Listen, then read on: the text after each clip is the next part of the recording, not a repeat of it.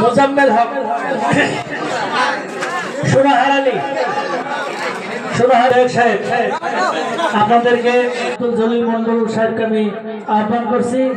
ধুবুৰীত খবৰ পোৱা নাই, আজমল সাংসদ হৈছে আৰু ভাৰতবৰ্ষৰ ভিতৰতে আটাইতকৈ বেছি ভোটৰ ব্যৱধানত জয়ী হৈ সৰ্বাধিক ভোটত জয়ী হোৱা সাংসদ হৈ আছে আজমল চাহাব। আপুনি দেখা পাইছে এটা সৰু বজাৰ, আৰু এই বজাৰত আমি সভা কৰিছোঁ আৰু কিমান অজস্ৰ লোকৰ সমাগম হৈছে। সৰু সভাত এনেকুৱা লোকৰ সমাগম হৈছে।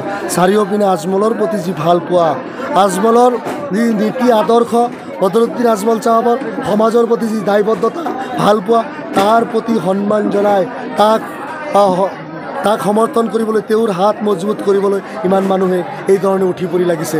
একেটা সময়তে ৰকিবুল হুছেইনহঁতে গোটেই অসমৰ সংখ্যালঘু চৰাঞ্চলৰ মানুহৰ লগত যি বঞ্চনা কৰিছে, যি অন্যায় কৰিছে, তেওঁলোকক যি ধৰণে শোষণ কৰিছে, তাৰ উচিত প্ৰত্যুত্তৰ, তাৰ উচিত বিচাৰ আমি কিয়ামতৰ ময়দানত বিচৰা নাই, আমি এই জগতত কৰি যাবলৈ বিচাৰিছোঁ। আৰু যাৰ বাবে আমি ধুবুৰী সমষ্টিৰ জনগণে এটা পণ লৈছোঁ যে আমি ৰকিবুল হুছেইনৰ আমানতৰ ধন বাজেয়াপ্ত কৰিম ইনশাআল্লাহ। আৰু গোটেই জনগণৰ লগত লৈ আমি সেই মেহনত কৰি আছোঁ। আৰু চাব ৰকিবুল হুছেইন কিমান নম্বৰত থাকে আৰু ক'ত থাকে।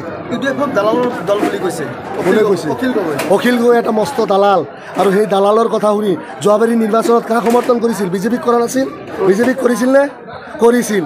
আকৌ এইবাৰ কিছুদিন আগত কি ক'লে? কংগ্ৰেছৰ গোটেই মানুহ, ভূপেন বৰাও দেখোন বিজেপিত যাব, গোটেই কংগ্ৰেছটো বি টিম। তেওঁৰ কথাৰ দাম নাই, তেওঁৰ মুখ নে সেইটো বেলেগ কিবা আমি ভাষাৰে ক'ব বিচৰা নাই। গতিকে তেনেকুৱা এটা পইচাৰে কিনিব পৰা দালাল, থাৰ্ড ক্লাছ। আৰু যিসকলে মুছলমান চৰাঞ্চলৰ মানুহক চকু মাৰি দেখিব নোৱাৰে, মুছলমানৰ উচ্ছেদৰ সময়ত এষাৰ মাত দিব নোৱাৰে, চৰাঞ্চলৰ মানুহৰ মাটিৰ পাট্টা পাবলৈ হ'লে 1951 চনৰ কাগজ লাগিব বুলি যিসকলে ক'ব পাৰে, তেনেকুৱা দালালক আমাৰ অঞ্চলত প্ৰশ্ৰয় নাই। তেনেকুৱা দালালৰ কথা বতৰা লৈ আমাৰ আহে নাযায়। অখিল গগৈ যে এজন ভণ্ড, এই কথা লাহে লাহে প্ৰমাণ হৈ আছে। আৰু তেওঁৰ ভণ্ডামি বেলেগ জেগাত কৰক, আমাৰ চৰাঞ্চলত নকৰিব। শ্বেৰমান আলীয়ে আপোনালোকৰ হৈ প্ৰচাৰ চলোৱাৰ কাৰণে তেওঁৰ বিধায়ক পদ খাৰিজ কৰাৰ বাবে শ্বেৰমান আলী চাহাবে UDF দলৰ হৈ ক'তো প্ৰচাৰ কৰা আমি দেখা নাই। বৰঞ্চ শ্বেৰমান আলী চাহাবে ন্যায় আৰু নীতিনিষ্ঠ কথা কিছুমান কৈছে, আৰু সেই কথাক আমি সমৰ্থন জনাইছোঁ।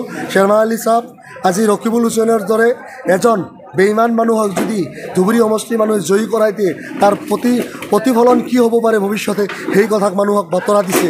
তেওঁৰ এই কাৰ্যক আমি আদৰণি জনাইছোঁ। আৰু ৰকিবুল হুছেইনৰ তেওঁৰ বিৰুদ্ধে দিয়া অভিযোগৰ কাৰ্যক আমি তীব্ৰ ধিক্কাৰ জনাইছোঁ। তেখেতে নিৰ্বাচন খেলক, গুৱাহাটীত কিয় দৌৰি আছে, তেখেতে সমষ্টিত আহক, চৰত আহক, মানুহৰ সমস্যাৰ বুজ লওক আৰু জনগণৰ পৰা প্ৰশ্নৰ সন্মুখীন হওক। তেওঁলোকে ক্ষমতাত থকা কালত চৰাঞ্চলৰ মানুহক মাটিৰ পাট্টা কিয় দিয়া নাই?